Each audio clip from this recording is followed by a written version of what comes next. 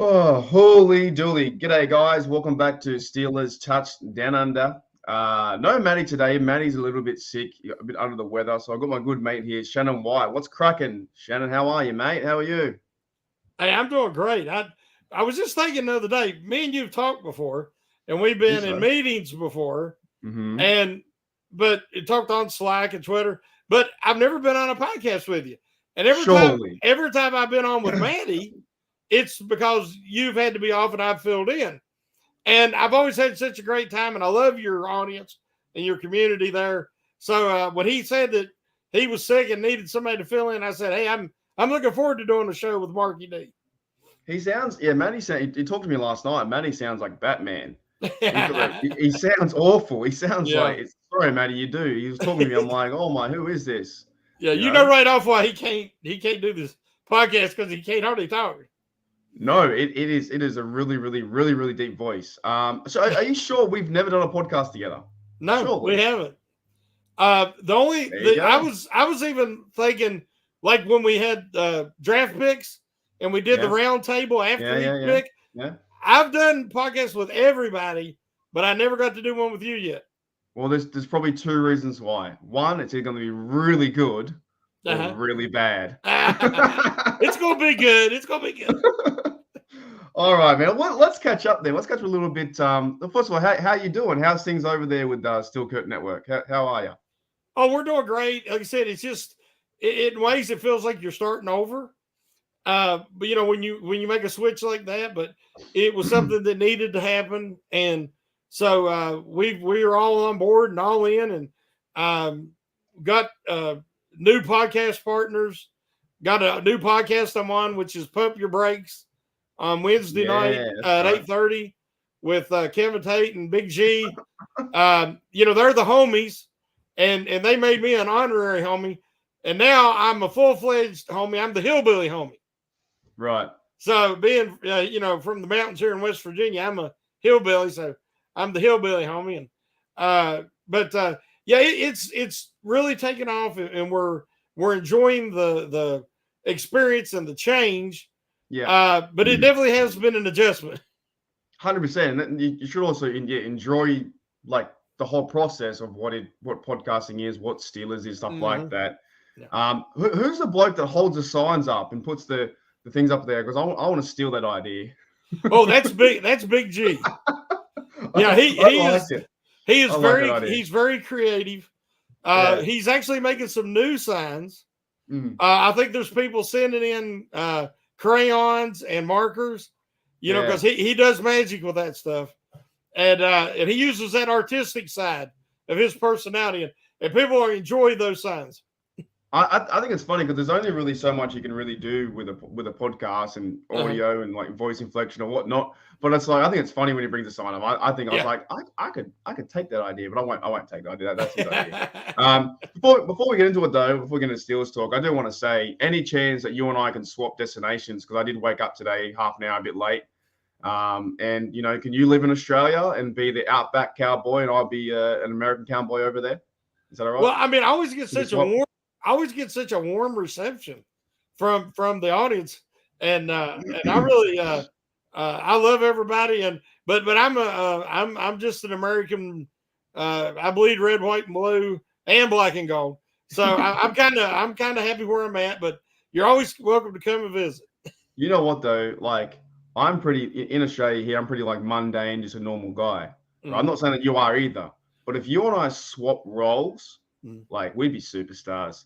With your accent, like your like thick country American accent in Australia, they'd be like, "Who is this guy?" They'd be like, "Look out!" You know what I mean? Yeah. They would like fall in love with you in a heartbeat. I'm not joking. Well, I love him too, and like I said, I've got such nice comments in the past. I always look forward to being on here with you guys. You just be like, "Oh, excuse me, whereabouts is the restroom?" They'd be like, "Oh." Sorry, is that can I go? Am I going down to Brisbane down this way?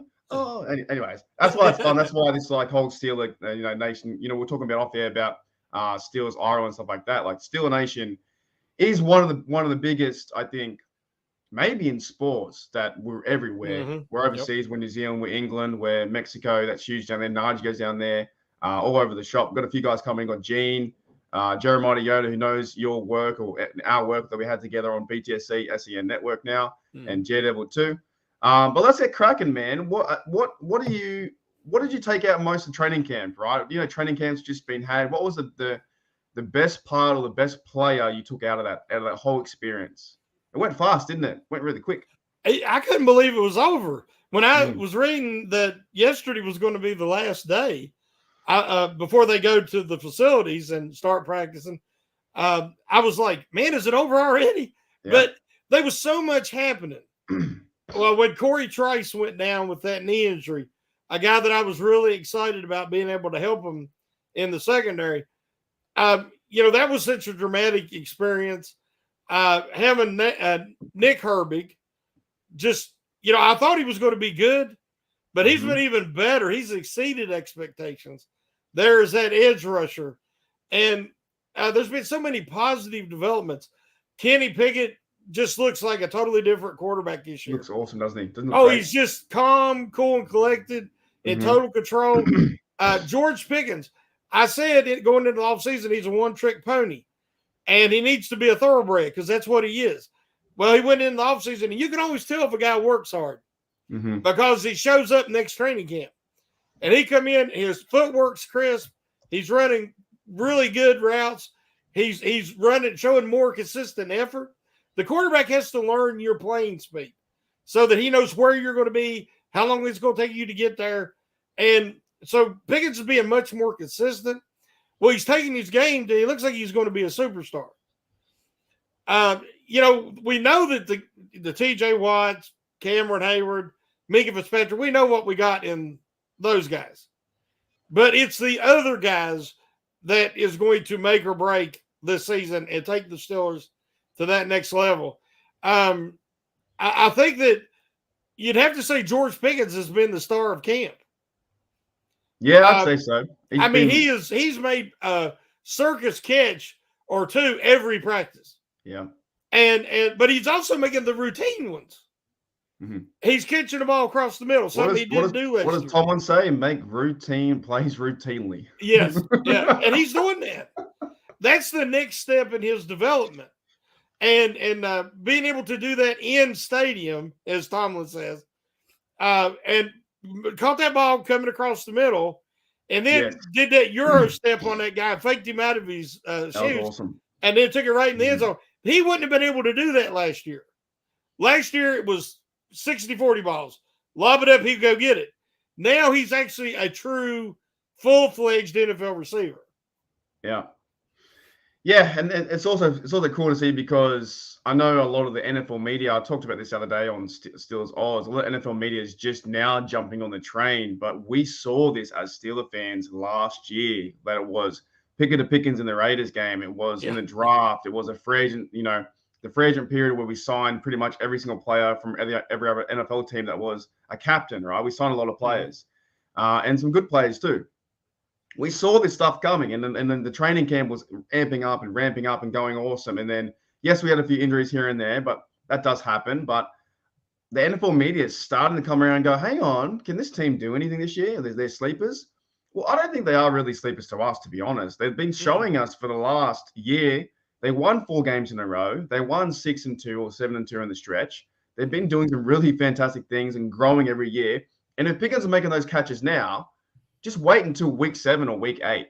Do you know what I mean? When he's really into the offense, and if the team's up by, I don't know, a few points, or they're getting comfortable in a game, and he's feeling himself in that game where he's got 80 yards, and then it's like, I don't know, 27-13, and you blow it out of the water with 35-13, something like that. They're gonna move through the progress. It's not just gonna be one catch here and there. It's going to be a whole reel of these things, and then Deej is going to get involved. So it all comes back to like the coaching, organization, Kenny, learning. So I think the NFL kind of like they're just jumping on now, but to me that's too late. Like I don't want to hear what they want to say or whatever. Like I think Dan Orlovsky apologized for the Kenny Pickett and Pickett and Pickens show, right? I don't believe it. Actually, I don't follow any quarterback that runs out of the end zone like that. You know what I mean? Anyone that runs out of the end zone, like I'm just like, hey man, you can have your show, get millions of dollars, but I think my opinion is more factual than yours. And I'm just a guy in my room talking Steelers. Like you chose to run out of the end zone, so I don't know. I think if we start there, like I think camp was pretty successful. I think the guys are buying in. I feel this new sense of urgency, this new fresh air. Do you see that sense of fresh air since last year? Oh, it's totally different. I was a huge Big Ben fan. Everybody knows that. But when you start to get near the end and you're trying to get another year or two out of your franchise quarterback, you already have that massive contract on the books, and it limits what you can do around surrounding them with talent. And they put a god awful offensive line out there the last 3 or 4 years. Last year, they finally had some money. They brought in James Daniels and Mason Cole, and the offensive line improved dramatically as the season went on, and we've seen them win 7 of the last 9 and finish with a winning record. This year, you're seeing that offensive line with Isaac Samalu is a huge upgrade. He's an all-pro level guard. And so I expect the offensive line to be a strength finally. If it is, we're going to see that running game that took off in the second half of the year really control the game and dictate. Then Omar Khan brings in all of these weapons. To surround, to surround Kenny Pickett with. Now they can go big, they can go huge, they can go small and fast.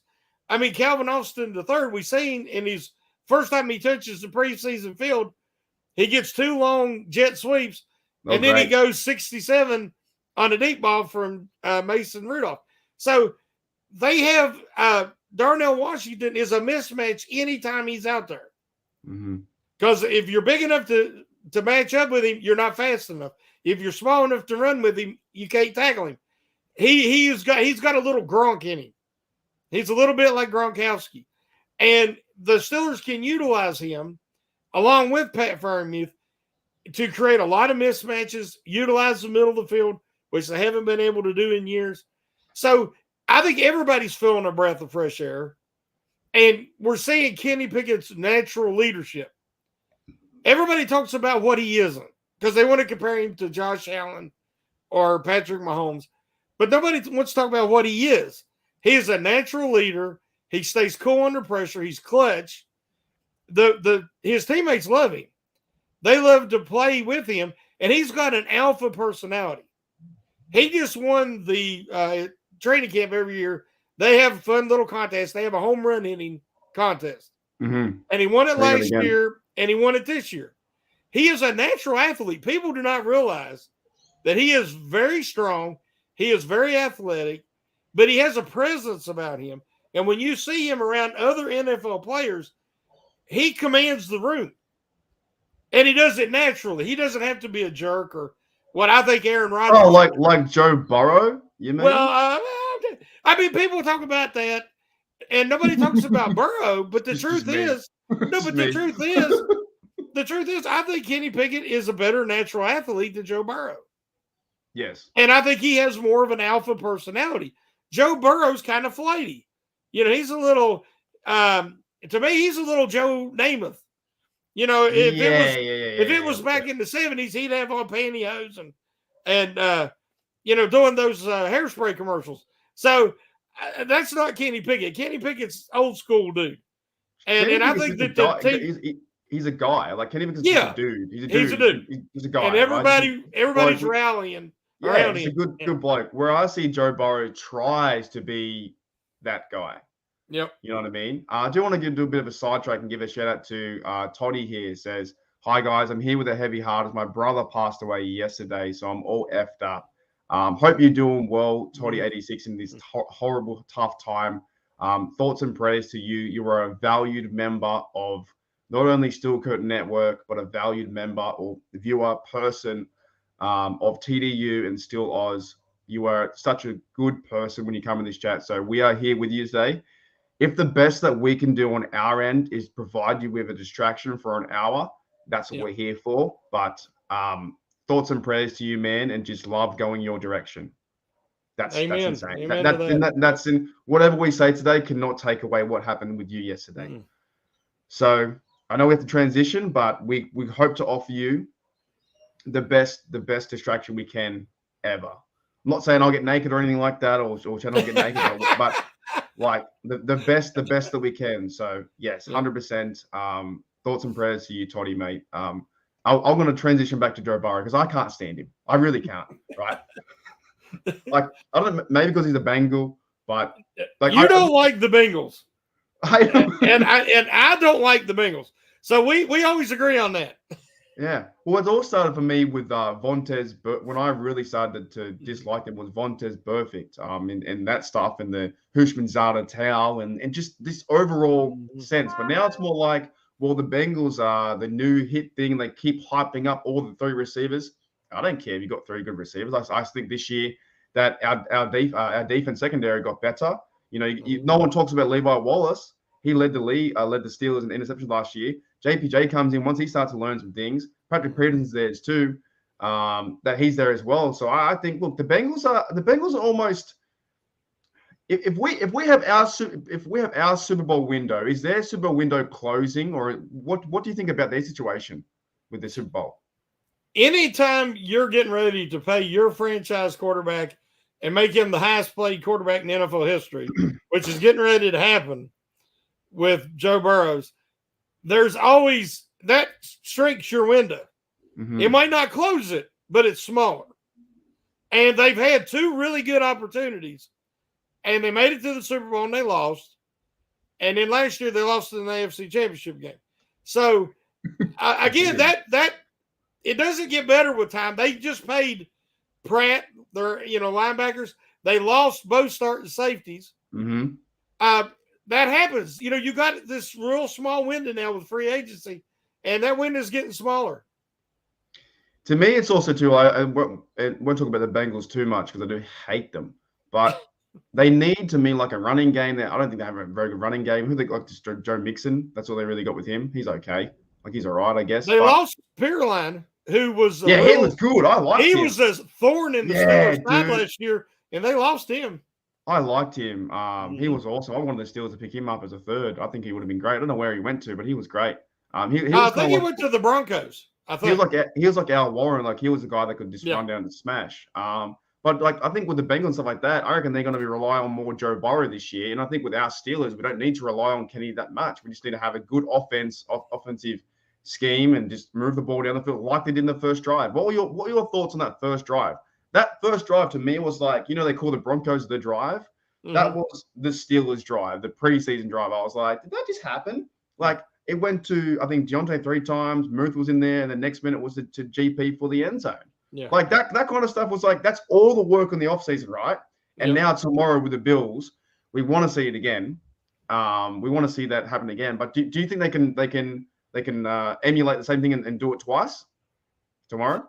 Well, I tell you, I was shocked, to be honest, because all we've heard about the offseason about is, establishing this running game with this new line.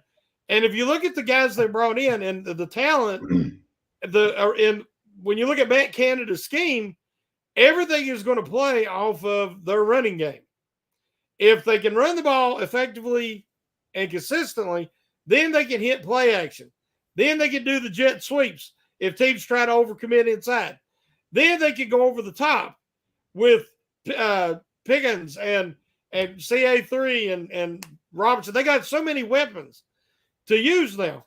So I thought they was going to come out last Friday and run the ball and show that the improvement, but understand that not all the starters play.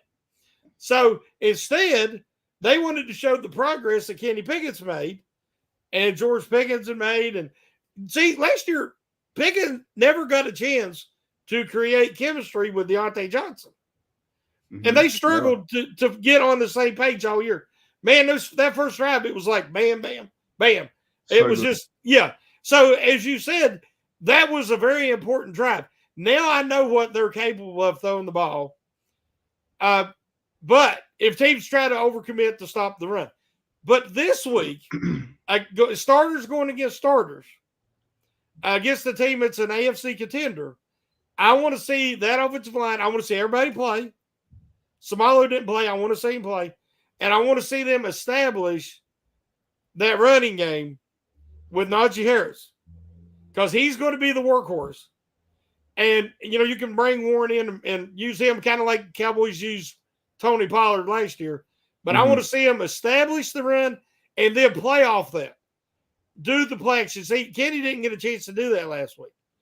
And I think it's going to be a huge component of the successful offense in 2023. So that's what I'm looking for this week is I want to see the running game get established because they'll probably play at least the first quarter. That's maybe a quarter. Yeah, maybe a quarter and a half. So they have time to establish some running attack and then throw off of that. So last week they pretty much with the Bucks game, Kenny just came out and picked them apart, didn't he? Just picked them apart wherever they were with the offense. So you're saying that you don't think they're going to throw the football down the field like CA3, the big pass. You want to see them, even if they may want to, they just want to see if they can establish the run. They might have the option to pass, but let's give these guys. I guess they're trying to plan for the game for the 49ers game too. So.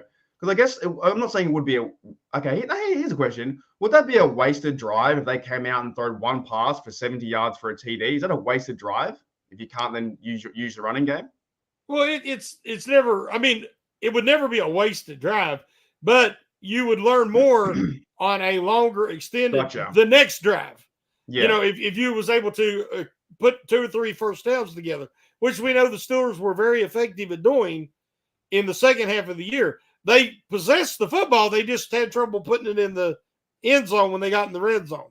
So, but yeah, they definitely need more time out there, more than that one drive, because this is the warm-up game. Used to, it was week 3 when there was 4 preseason games. Yeah. Now there's only 3. So this is warm-up week. And they want to have everything established, everybody on the same page, feel comfortable going into the first game against San Francisco. So are we going to judge this game more than last week's game with the Bucks and overreact more than we did with the drive? I'm afraid people are going to overreact. We're still fans. But it's just still exactly. But here's what you got to remember. Preseason doesn't matter who wins or loses. Mm-hmm. It matters execution. It matters who steps up and shows that they are worthy of a position on this roster. And you have to work on things that maybe, you're trying to implement something new or you've struggled with it and you think you guys have finally got on the same page. You're going to run that in the game because, hey, you want to try new things and try to get your rhythm down and your chemistry when the game doesn't matter. You don't want to be doing it against the San Francisco 49ers week 1 and found out, oh, man, that play didn't work in practice and it don't work now. So I think we're going to see them try to impose their will and see where they really are this far into training camp and what they need to work on next week. Yeah. Because they got 2 weeks after this to get ready for that first game. You reckon they come out and like what do they call it? Is it 12 personnel that when they come out the big tight ends and stuff like that? You think they come out and run the rock really hard behind Muth and Darnell and stuff like that? I think it'll depend on what the Bills do. Mm-hmm. Like if the Bills was come out and say a package with extra safety or an extra cornerback, they might do that. Come out and bring a heavy package, 12 personnel. But if it's just your base defense for the Bills, I figure we'll see just your base offense for the Steelers to start and then work off of that. What were your thoughts? I think might have been Dave brought this up with, I think it was Baker Mayfield. The Bucks didn't pass because they knew our pass rush would have been excellent to go get him, and they ran the football. They ran the football 3 times, and then next minute our defense was off. Do you think teams would do certain things like that where they're not going to risk their plays, getting hurt or hit in certain scenarios in when different players are playing? Well, you're always going to, try to play away from a team's strength. Mm-hmm. I don't know if you paid attention. I wrote an article this week and my stock report article. And the only guy that I had on stock down was Montravius Adams, who's the Steelers starting nose tackle. Well, he was. Now he's no longer the starter. And I've said since last year that he's playing out of position. He's a quick twitch athlete who offers pass rush, but he cannot anchor. He's got a very thin lower body, so he struggles to anchor one-on-one, much less against double teams. Well, if you noticed at the beginning of that game, the Buccaneers was getting 4 to 7 yards every rush. And then the Steelers would realize, it was 3rd and short or 4th and short, and then they would pack the inside, and they stopped them. But on 1st down and even 2nd down, Buccaneers was running the ball effectively. So I think that we will be able to dictate more defensively once we get Brendan Fahuku or Keanu Benton in there as you start nose tackle, because they're going to hold up against double teams much better. I reckon that Keanu Benton's going to be a star, man. He just looks like a football player. He looks really like physical, and just the way his presence on the field is crazy too. I want to give a shout out to Gavin here. I like this name. Anyway, most of the game tomorrow will be with the Youngstown Steelhounds, like that name, and Rochester Snowboats. Is Rochester near Buffalo? I think so. I think it's up near New York and all. Yeah. They're pretty. And Maddie's in the house too. They're pretty good names, to be honest. Like if the NFL were to run with that and not use like the Commanders, you know what I mean? Like Rochester Snowboats, not a bad name. Have you seen the petition that's going around Washington? Everybody's wanting them to bring Redskins back, and I'm okay with it. Even the local national Native American committee is signed off on it and said we want them to bring Redskins back. So I mean, I still call them the Redskins by accident because I grew up. That's what we called them forever. Exactly. Yeah. The thing with me in this one, and I don't want to get cancelled because I'm been getting cancelled left, right, and center from everyone over there. But I really don't want to get cancelled. But this is on honest conversation. Yeah. As a fan from Australia, the logo is pretty cool. I kid you not. The logo is really cool. I used to be a big fan also of Jason Campbell. I don't know why I was, but it's like the way he played the game. He went to the Raiders, and then they won the 8-8 season with Tom Cable, and I was watching that season, and they had Darren McFadden. They had a real fast dude. They had someone else. They had Hayward Bay there too. I like that guy, but the Redskins logo was cool, and there's a massive petition now going around from the change. I don't think they will change it back because that would cause some huge controversy, even though they have the respect from the how do I even say it? They have respect. They have respect from people doing that kind of stuff, right? Well, see, here's the thing that you have Dan Snyder, who was one of the worst owners in the NFL, and now he's gone, and the people actually now are looking at the Washington franchise positively. And as we just seen with the comments you put up, Jared Devil, I'm also a part Cherokee. There you go. And so, I mean, it never bothered me at all. Of course, I'm not, full blood indigenous. So, but again, I think that most of the people in my family, the people that I know, never had a problem with it. And that was manufactured drama. And so, you're getting that, and it all kind of goes back to politics. But I think that there's a history behind the name Redskins. The Commanders, it might as well be the Commodes. Yeah. I mean, it's a terrible name. It's a bad name. People will just say Washington. When you talk to them about their team, nobody says Commanders. Never. The football's a better name. And just on a sidetrack note, I actually met a girl who was a Cherokee. And a Native American Indian. I don't know if I'm saying right or wrong. I honestly don't know. But I met her, right? And she was part of that stuff. And I may have gave her a kiss on the cheek. We'll put it that way. And then she said to me, I don't know if she was taking the absolute Larry out of me, but she said that she had to run when she turned 17. She had to run like 7 miles. And I feel like to become a woman, and I feel like she was taking the Larry out of me because I would say something like that, or that we would. Go and catch dingoes or kangaroos. But I kind of fell for it. It was all right. But I'm okay. No, there is actually different rites of passage. Yeah. For the different, and so some that I've heard of, she's telling you the truth. Yeah, I didn't know because I did kiss her on the cheek and we're hanging out and stuff, and then she was like, "Well, when I turned 17, this had to happen." I was like, "That can't be real. That's not real." And she was like, "I don't," because I used to do that with I convinced some people that great white sharks swam through the Darling Harbour and you could feed them. Like I did all that kind of stuff. So Yeah. I don't know. In my note, I think I'm okay if it comes back. I think the history is awesome. I think the logo is fantastic, right? Yep. It doesn't match the Steelers one, but the Washington Commanders have no sense of identity. No, they have none. They have a better team with the Washington DC Defenders have a better team than the Commanders right now. Yeah. All right, good time to switch and transition into more topics. But I want to talk more about the defense. And no, actually, before I talk about this rolls into it. What do you think Josh Allen's going to look like tomorrow?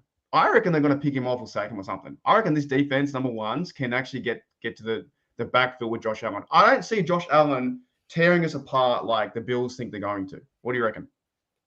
Well, last year, we got to remember there was no TJ Watt.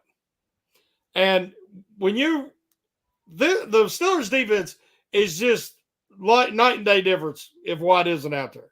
Mm-hmm. When they've played the Bills with Watt, if you remember the year prior, the Steelers beat them. Now, the Bills stomped them Steelers last year bad. But again, the main difference was the pass rush. The defense just it was totally out of sorts last year. I think the defense is improved. I wanted to see him bring back Terrell Edmonds. But again, that got to be a little bit of a pissing contest, and you're not going to win that. And Edmonds made the right decision. But overall, I think that the defense has improved, and I'm anxious to see them match up because let's look at Nick Herbig. I want to see him get some pass rush in there with that first team defense. Rotate TJ and Alex Highsmith and give Marcus Golden and Herbig some pass rush opportunities because I want to see what Herbig looks like against the starting offensive line. And but I think that we're going to see the defense be more aggressive this week. Last week, people don't realize it was real vanilla. I've heard people criticize James Pierre because he gave up 6 completions on 6 targets. But if you noticed, he was doing last year's defense. On 3rd and 8, he would give up a 6-yard completion, and he would tackle the receiver short of the first down. That's how the Steelers have played for the last few years. I hate that. Now, with JPJ and Peterson, I think we're going to see more up press, man coverage, hands-on, because that's Joey Porter Jr.'s specialty. And I think we're going to see more of that. But in that first game, it was just vanilla. So a lot of people are panicking. Don't panic. Again, you're not going to play your hand or show your hand in the first preseason game. But I expect this week, starters versus starters, especially to begin the game, we're going to see a little more aggressive Steelers defense. And I'm excited to see how they look. I just don't think that, like, the Buffalo Bills don't scare me as much. I think Josh Allen, even though it's a preseason game, I just don't think they're going to run down the field on us. I really don't. I think the Steelers defense, if they're coming out ones versus ones, I know the NFL media will say that the Bills are the better team. They're going to run down and score, this, and this. But I think there's going to be a lot of pressure on Josh Allen in this game, actually. I actually don't think he's a good quarterback, no doubt about it, or not near great. But there's something about him as well that I find that in playoff times, he goes missing. And he throws interceptions, he gets panic and stuff like that. But I think in this game, even though it was the Steelers, and I think if they're not ready, they don't count this game as like a real game in their mind, the Steelers will be ready because I think they're ready from last week. And there are also guys, like you said, JPJ's playing. I think Kaz Z is back as well. I think Keanu Neal is his first time playing too in the uniform, someone to look out for. And Peterson too is back in uniform. So, and then of course you're going to have, I think even Cameron Hayward and those guys, Ogunjobi might be suiting up too for a few reps, right? So Ogunjobi is out. Oh, he's got the foot brace on still? Well, he's taking it off, but he's not ready to play yet. Okay, right. But still, you got those guys in there. As long as I think, and I don't want that I feel like in the NFL narrative media world right now, it's like the Bills are the best team. Steelers don't care about that. No. They really don't. They don't care about that. So they're going to try and, lock them down. I reckon they might get a field goal or something off us. I know points don't matter. But to me, I just don't see that they're going to be as easy pushovers as I think a lot of the NFL thinks that the Bills going to be this year. So I would expect them to hold them out until, like, maybe the second team defense comes in, then the game will open up. Who's that one bloke though? That one guy on defense you really want to see make a splash play, to say, okay, he's ready for the season, or he's getting ready for the season. It's hard for me to pick one, but I've already mentioned a few. I'm not concerned about Watt or Hayward. I'm wanting to see Joey Porter Jr. Show what he is capable of in this first game. Doesn't mean it's got to be an interception, but I want to see him in tight coverage. I want to see him maybe get a deflection, get his hand on some balls. Tackle. He's had a little bit of trouble with his form tackling at camp. He obviously has the wingspan and the physique to be a good tackler. In college, he didn't have to do it a lot. Mm-hmm. I mean, nobody threw the ball hardly at him, and he didn't have to tackle. So in the pros, he is. And I'd like to see – I want to see him tackle and give us a glimpse of what he can be in these sub-packages and stuff starting out. I want to see Nick Herbig, again, look effective and quick twitch against starters. They might not let him play till that second half again, but I think they ought to try to work him in there in the first half. And I'd like to see whether it's Brandon Fuhuku or Benton as the starting nose tackle, and I want to see him hold up, against the Bills starting offensive line. I've got the best question from Brian Brown. Has Shannon ever considered dyeing his beard black and gold? I've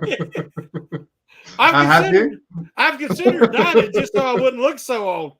But no, if at a game, like if I was a game and they do the face painting and stuff, they will paint your beard gold one side, black the other. I would consider that. Yeah. I would just take you out of the Pittsburgh stadium area and just you got to go to the shops and you got to go buy some cereal or some milk or something. Yeah. It's a day before the game, and I would just love to see how you would try and explain that to someone. It's just black and go how are you, sir? I'm pretty good. How are you? Act casual as.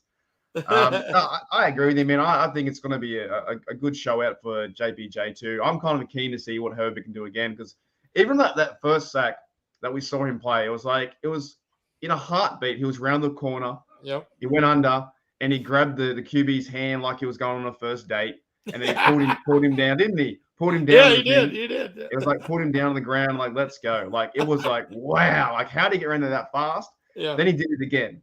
And I think Marcus Golden, Leal was in there to help out. And then saw he had a tackle for a loss too. He was ready to play from the get-go.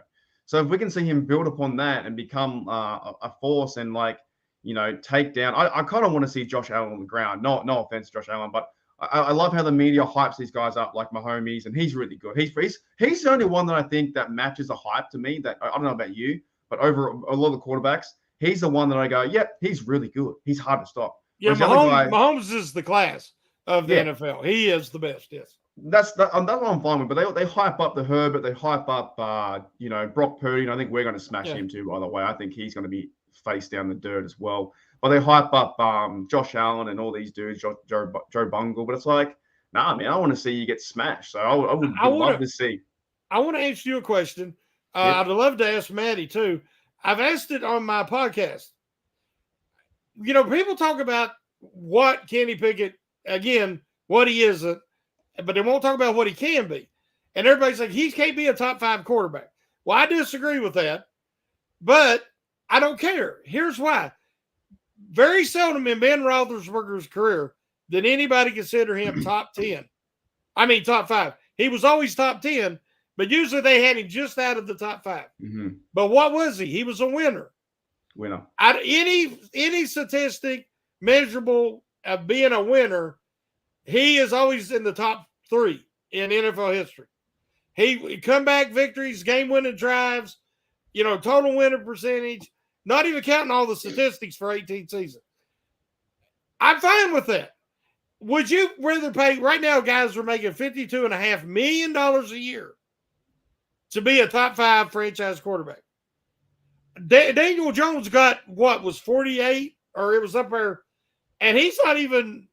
He's questionable top 10. He's good, but he can't win. Yeah. So if Kenny Pickett is a winner, I don't care. I'd rather him not be considered top 5.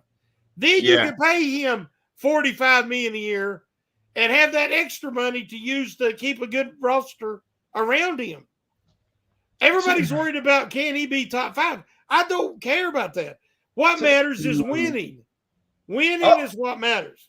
I'll be very honest. They throw this idea of the ceiling out there a lot. What is this guy's ceiling? I don't think anyone really has a ceiling. Like I don't really care about that idea of George Pickens has a ceiling. This guy, because we're all as even people or players or whoever trying to get better and trying to win. Yeah. You know, these ideas that we come up with is NFL media stuff that we have to talk about, that we talk about all the time. The players just want to get better and they want to win. You know, they talk about DJ, how he's going to be bad this year because he didn't catch a TD last year. That to me has no reflection of this year in the NFL. You know, what can George Pickens be? They compare him to Jefferson or to the next guy or this guy. He's George Pickens, and then in 5 years' time we'll do the same thing again. We play this game on almost like on a carousel. Who's going to be this guy? Who's going to be that guy? We never really focus on who they are. Kenny Pickett is Kenny Pickett. Kenny Pickett is a winner, and he showed that last year. So I have all faith in that. I think if you put him in top 5, top 10, and the reason why with Big Ben is that he could win a Super Bowl and he'd still be top 10. So the same thing, you know. It also reflects of how much public reception or the personality goes into it as well. I think when Kenny won the home run, one of the funny things I saw this year, honestly, was Coach Tomlin made a speech, and he said thanks that, and that was all he said. Right, very humble guy, very committed. Just very here I am, and that's it. And then Coach Tomlin started laughing. And by the way, I love Coach Tomlin's laugh. Yeah. And what I'm trying to say is, in a big nutshell, we can label all these guys we want to, but at the end of the day, if Kenny Pickett's getting 30 TDs and 10 interceptions and we're winning Super Bowls, that's all I want. That's all I want to see. Well, what a point I've made is, do you want a top 5 quarterback, or do you want a Super Bowl champion? But here's the thing: Dan Marino was the best pure passer I ever saw. But the Dolphins was never able to build a team around him capable of winning it all, because he should have been a Steeler. But that's another conversation.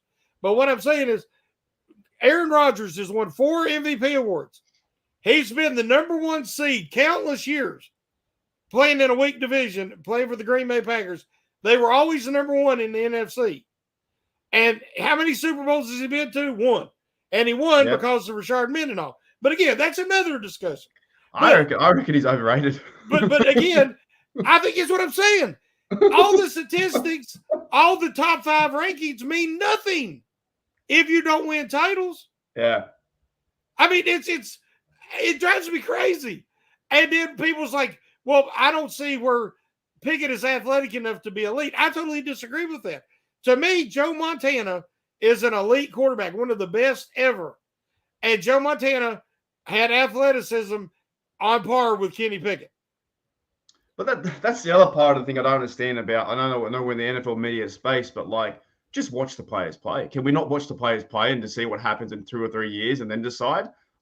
Someone wrote on my comments the other day that your quarterback is a bust and he won't go anywhere. Similar thing to what you're saying. We don't know that. No. The progression right now is he's getting better every week. Yeah. He's working out with Robinson. His confidence, cool, calm, collected. He's ready to go. He's checked in. He did the drive, and then he's just getting better. And this is the thing I think with the instant gratification world that we live in now is we want results tomorrow. Even if Kenny Pickett won the first one, he'd say, well, they won because of the defense. Let's see him win it because of this. Exactly. And that makes no sense to me. Like they did Ben. Yeah. Same thing. They did Ben. Yeah. He was terrible in that Super Bowl, but he won because of his support cast. Was back in 3 years, won the Super Bowl. And I mean, there's a narrative that happens. What Kenny Pickett's got to overcome is that a lot of fans did not want the Steelers to draft him. We know that. They thought it was a bad quarterback. I was tricked. They did not want him to be the first-round pick. And now they will hold on to that narrative forever and say, he's this or he's that. But just give the guy credit for what he earns.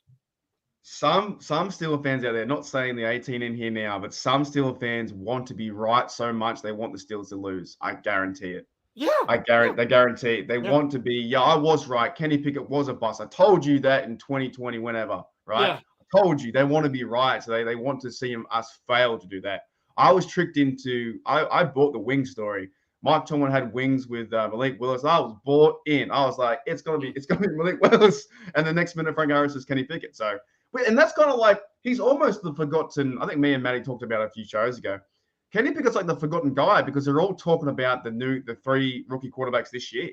Yeah. You know what I mean? No one's talking about Kenny Pickett. No one really cares. So, but I'm with you. I reckon if you go through the next few years, you make some good plays, run the offense, score TDs, win games, and go to the playoffs, have a chance to win. You don't need to be elite. Just be the guy that can be confident, cool. Because right now, I think if I'm looking at Kenny Pickett, if I watch him play, I'm like, he's checked in. He's buying into to try and win games and win a Super Bowl. He doesn't need to be. Yeah, you're right. Doesn't need to be elite. So that stuff is all narrative stuff. Watch these. I've watched all 3 rookies now. Bryce Young, C.J. Stroud, Anthony Richardson. I would not have wanted to touch Anthony Richardson with a 10-foot pole in the first round because I thought he was so raw. He did not have many starts under his belt. And I think it's going to take this guy a while to develop. If you watch Kenny Pickett's demeanor, his leadership quality, and how his teammates rally around him and respect him already, I do not see that with these other rookies. Now, Bryce Young has got to prove to me that he can hold up in the NFL because he's a little taller than me. He's only like $180, and guys that size usually don't make it when they take the pounding that he's going to take going to the Panthers. C.J. Stroud, again, going to a bad team. I think he's got talent, but there's going to be some growing pains. Anthony Richardson of the 3, you can see his talent. That guy is a freak. He oodles talent. But again, it's going to take some time. But if they're patient, which is something the Colts are not with quarterbacks, but if they show patience with him, he might can develop. Because he's one of the most talented guys you're ever going to see and playing the quarterback position. But again, those 3 guys are supposed to be these great prospects this year. I'll tell you right now, I'll take Kenny Pickett over any of them. You never know. They might do the Andrew Luck thing. You might just go retire. Just like see you later. Just hang up the boots. No, you're right though, and this is what I think is kind of interesting also, and kind of like me and Maddie talk about this stuff a lot. Like you talk about the NFL media side, how we view these guys, how they view our teams, and then when you really in reality you go to the stadium, it's completely different. You go to the stadium or you watch the game on TV without any outside influence. You're like, well, and even with the preseason games and this season where everyone's trying to buy into the narrative. We've been seeing this stuff. Every Steeler player, most of them in the locker room, DJ's really hyped up. He tweets stuff about Kenny. Robinson's always working out with him. Pickens, that new relationship. Like they're buying into what he's selling, and that's what you want to do. He's almost like a manager. Like when you're a manager of a job, you still want to be the cool guy or the relatable guy, but you still want to go out there and work. Kenny's doing that, and Peterson's talking about him. Cameron Hayward has a locker next to him. What more do you want? I don't know what else you want to have surrounded by Kenny Pickett in year 2 to get better. Now he could absolutely go terrible and throw picks and this kind of stuff, but I still think he'd bounce back. But with the new rookie quarterbacks, they've got to find themselves within their own team, let alone trying to win games. Kenny's found himself as number 1 for sure. It's happening. He's QB1. It's going to happen, and the rest is just going to get better and better and better. So I'm with you on that one, man. I don't understand this whole elite thing.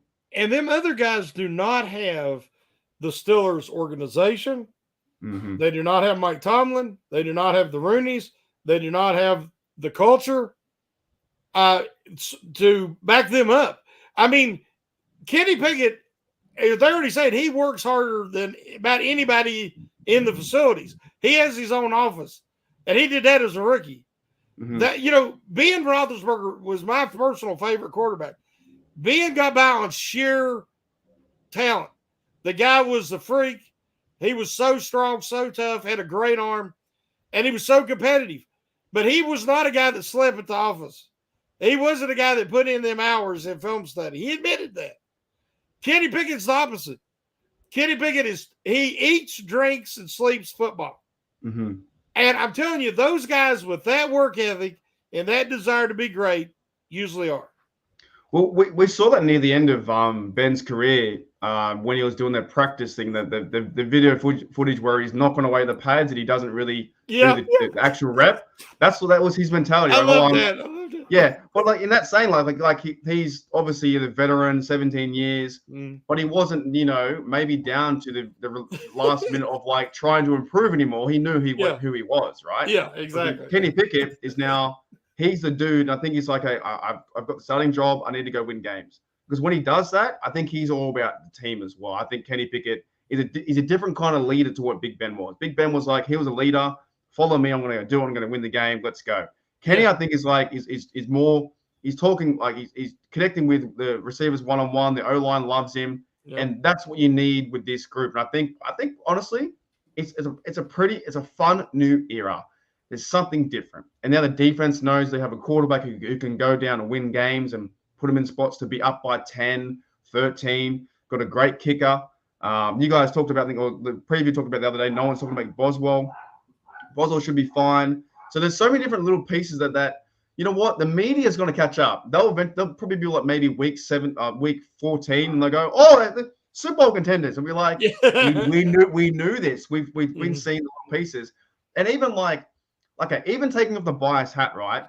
This has been a pretty good free agent period in draft, hasn't it? Like overall. Oh man. I was not around. I wasn't old enough to realize. I was just really a little boy when 74, when they had the greatest draft in NFL history. Since that draft, this year was the best draft, I believe. And after the training camp in Latrobe is over, I still believe it's the best draft in Steeler history since 74. So I wish Corey Trace hadn't got hurt, but I believe he'll be back next year. I wrote an article about how that sometimes guys need their knees surgically repaired to get they are born with ligaments that can't withstand the torque their body can produce because they're tremendous athletes. And after they get these surgeries, they can actually come back stronger. And I believe Corey Trace has already had his left knee repaired. Now it's his right. Hopefully he will be able to come back and be able to contribute next year, because I think he's that good. But this offseason is unlike any other. Omar Khan and Andy Weidel daily are trying to improve this football team. Yeah, we forget about Andy Weidel as well. I don't forget about him. He's the king of the round bellies. Yeah. He loves the big boys inside. I love the offensive and defensive lines. Yeah, the king of the round bellies. I mean, he is. And he loves those big guys. And that is your foundation. And that's where the Steelers have failed in recent seasons. And by bringing in Andy Weidel, he's rebuilding this franchise in the image of the Philadelphia Eagles roster that he helped build that was in the Super Bowl last year. And they have a good team as well, man. They've built something there with Jalen Hurts. And I know some Steel fans don't like Philadelphia Eagles, but they have a really good team, what they're building there. And even Jalen Hurts made that second step, right? So, yeah, him coming over too. And I think that's what it comes down to. At the end of the day, Omar Khan, Andy Weidel, Tomlin, they want to be successful. And how do you do that? You go and grab the players, you teach the right way. And they've done that. Even taking my black and gold hat off, it's like, they made a lot of moves. They pretty much got rid of the middle linebacking core, except Robinson, brought new guys in. They got a hard-hitting safety in Neal. They brought one of the best cornerbacks over the veteran guy, Patrick Peterson. They got Isaac Seumalo for the line. They got Dana Washington as a tight end. They got all these players and dudes who want to play. I finally see now, because me and Maddie talking about a very start of our podcast on Behind the Curtain Network, we said there was always something missing with that last few years of Big Ben. Big Ben was great. The 11-0 stuff, Claypool was gone. Juju was in there too. He was okay. He was cool. But there was something missing. There was something culture-wise. And now you have it. The fact that you said Kenny Pickett is winning the home run twice in a row. And I go back to the confidence level of Mike Tomlin and Omar Khan. You see them look at each other and go, they know they have a team here. They know how excited they are to have a team. And as long as they can deliver on that, and if we see a good showing in the preseason and good showing into the Niners, stay under the radar a little bit, but they don't care. They're about, like, I think now even with any media spin, the Steelers, like, in their minds, that should be they have to win a playoff game, right? Do you reckon they win a playoff game this year? It depends on how fast this revamped roster. I mean, if you look at all these new pieces, Mark, I mean, it's like I don't remember the last time the Steelers had this many new faces in new places. And there's going to take a little bit of time for chemistry. If they gel quickly and they get out of the gate strong, they should. What drove me crazy when they started 11-0 a couple years ago, they wasn't improving. They were just barely getting by winning. But you didn't see each quarter of the season them progressing. And I kept writing about that. That my grades wasn't as good as everybody else on the season because I'm like, where's the improvement? Well, eventually it caught up to them. And the offensive line got worse as the season went on due to age and injury. Last year, they improved throughout the season. That was what was encouraging. We're all happy because they were 9-7 because they kept, or 9-8, they kept improving as the season went on. So this year, I expect that same upward trajectory. So if they can start the year strong and no TJ Watt injury, because we know how important that is. If they can continue that trend and they go into the playoffs on a hot streak, healthy, yes, I think this is the year they win a playoff game. I do as well, because even that 11-0 one, when Claypool did that point and stuff like that, and with losing never heard of, mate. I'm so glad he's gone. Yeah. But watching the Commanders, whoever they were at the time, they absolutely blitzed us. They played a good football game and they got us done, and then we tanked and they called us like the worst 11-0 team in history or something like that. And you're right, they never really improved, but at least last year in that stretch of like 4 games or 5 games, what it may be, they were running the ball, I think, like 90 yards per game, and then end up being 146 near the end, right near the end. Speaking of the end, we're getting too close to the show. So Shannon, mate, thank you for coming on the show. Is there anything you're excited about tomorrow, or you want to talk about in the last 2 minutes about our Steelers, or you want to plug anything going on in your life, Shannon? Yeah, I do want to mention, you brought it up earlier real quick, about the inside linebacker position. The inside linebacker position, since Shazir's tragic injury and Vince Williams' retirement, has been an embarrassment to the legacy of the Pittsburgh Steelers. The Pittsburgh Steelers, as Jack Lambert said when I was a kid, we're the intimidators. We're not intimidated. Right. And the Steelers inside linebackers had gotten soft. They had gotten to be passive observers. And the Steelers totally revamped that room. They kept Mark Robertson because Mark Robertson, although he's still a project, he's a very talented project that has starting potential as early as next year. He can tackle. I like the way he tackles. Oh, gosh, he's very physical. His tackle was like, there was one of them where it's like right in the last quarter, and it was something out of a movie or a Madden game. It was like, bang, down, spear tackle. Oh, he stones guys, right? They don't go forward. He puts them back. But they brought in Cole Holcomb and Landon Roberts to go with Mark Robertson. And now they brought in Quan Alexander, who is actually he's already running as the dime linebacker. Yeah, he's good. And he has no intentions of sitting on that sidelines very much. So don't be surprised if he ain't starting with Cole Holcomb sooner rather than later. But I am so happy because the Steelers are getting back because of Con and Waddle. And I'm giving Mike Tomlin a lot of credit here too. They're getting back to who they are, their identity. They're going to be stronger, more physical. They are going to be the bully on the block. No more are they going to be bullied. There's not going to be any casual bystanders.